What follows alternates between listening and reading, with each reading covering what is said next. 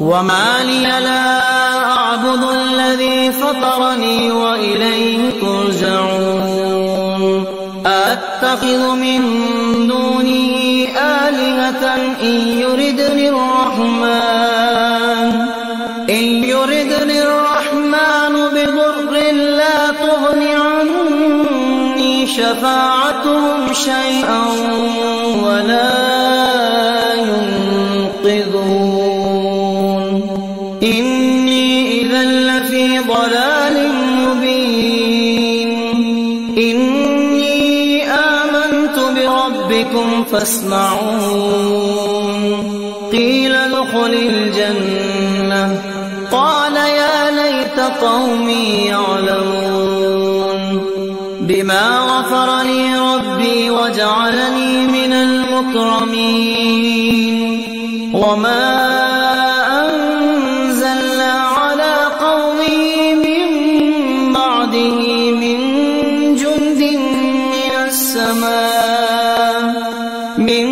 جند من السماء وما كنا منزلين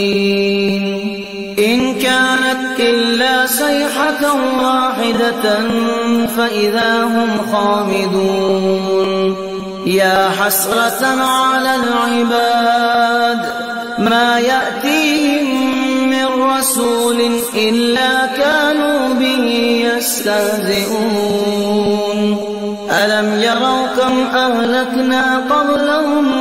من القرون أنهم إليهم لا يرجعون وإن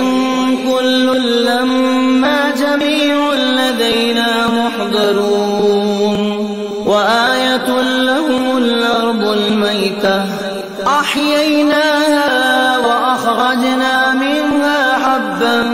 فمنه يأكلون وجعلنا فيها جنات من نخيل وأعناب وفجرنا فيها من العيون ليأكلوا من ثمره وما عملته أيديهم أفلا يشكرون سبحان الذي خلق الأزواج كلها مما تنبت الأرض ومن أنفسهم ومما لا يعلمون وآية لهم الليل نسلخ منه النهار فإذا هم مظلمون والشمس تجري لمستقر لها ذلك تقدير العزيز العليم والقمر قدرناه منازل حتى عاد كالعرجون القديم لا الشمس ينبغي لها أن تدرك القمر ولا الليل سابق النهار وكل في فلك يسبحون وآية لهم أنا حملنا ذريتهم في الفلك المشحون وخلقنا لهم من مثله ما يركبون وإن نشأ نغرقهم فلا صريخ لهم ولا هم ينقذون إلا رحمة منا ومتاعا إلى حين وإذا قيل لهم اتقوا ما بين أيديكم وما خلفكم لعلكم ترحمون وما تأتيهم من آية